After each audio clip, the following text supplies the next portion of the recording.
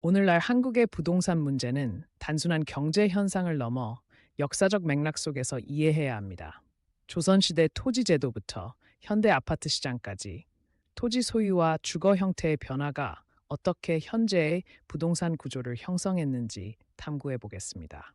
이 여정을 통해 우리는 부동산 문제의 근본적 원인을 발견할 수 있을 것입니다.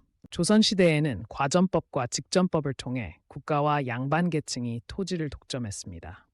토지는 권력의 상징이었으며 농민들은 땅을 소유하지 못하고 노비로 일해야 했습니다. 이때 형성된 토지 불평등은 오늘날의 부동산 격차 문제와 깊은 연관이 있습니다. 양반 계층의 토지 독점이 어떻게 사회적 계층을 고착화시켰는지 이해하는 것이 중요합니다. 조선 후기에는 직전법이 폐지되면서 민간 토지 매매가 활발해졌습니다. 지주와 소작인 관계가 형성되며 새로운 경제 구조가 나타났지만 이는 또 다른 형태의 불평등을 낳았습니다. 토지 시장의 등장은 양반 중심 체제에 균열을 내기 시작했지만 여전히 소작 농민의 고통은 계속되었습니다. 이 시기의 변화가 현대 부동산 시장의 기반이 되었음을 주목해야 합니다. 일제강점기 동안 일본은 동양척식회사를 설립해 한국의 토지를 체계적으로 약탈했습니다. 농민들은 토지를 강제로 빼앗기고 소작인이 되는 비극을 겪었습니다.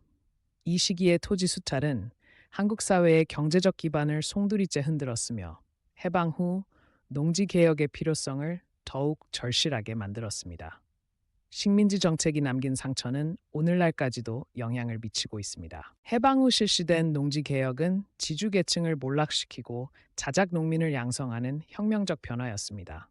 하지만 삼정보의 상한선 설정 등 한계도 존재했습니다. 이 정책은 토지 소유의 민주화를 꾀했으나 자본 부족으로 인한 농촌의 빈곤 문제를 완전히 해결하지 못했습니다. 농지 개혁이 한국의 토지 소유 구조에 미친 영향은 지대하며 이는 도시화 시대의 주택 정책에도 반영됩니다. 1960, 70년대 경제 개발 계획으로 인해 농촌 인구가 대거 도시로 유입되었습니다.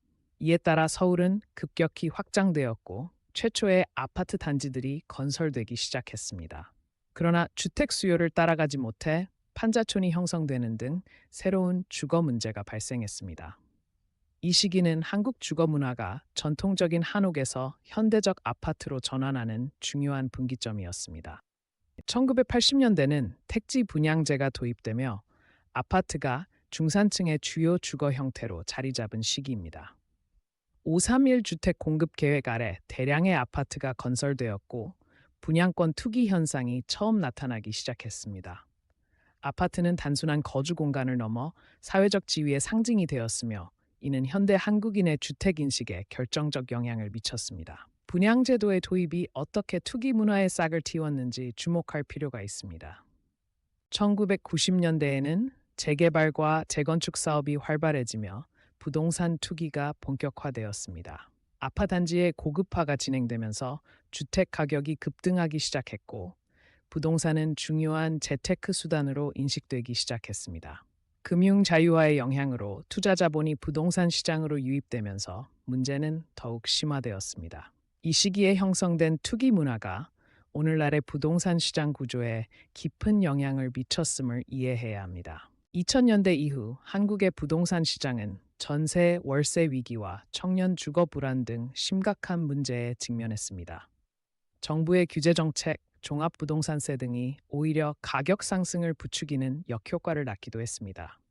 아파트 가격의 폭등으로 인해 주택 소유는 꿈이 되어버린 청년 세대가 증가했으며 이는 심각한 사회 문제로 대두되었습니다. 오늘날의 주거 불평등 문제는 단순히 경제적 요인뿐 아니라 역사적 축적의 결과임을 이해해야 합니다.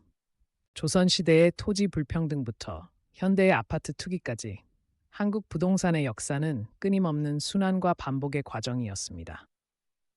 오늘날의 문제를 해결하기 위해서는 단기적인 정책 대응보다는 역사적 맥락을 고려한 근본적 접근이 필요합니다.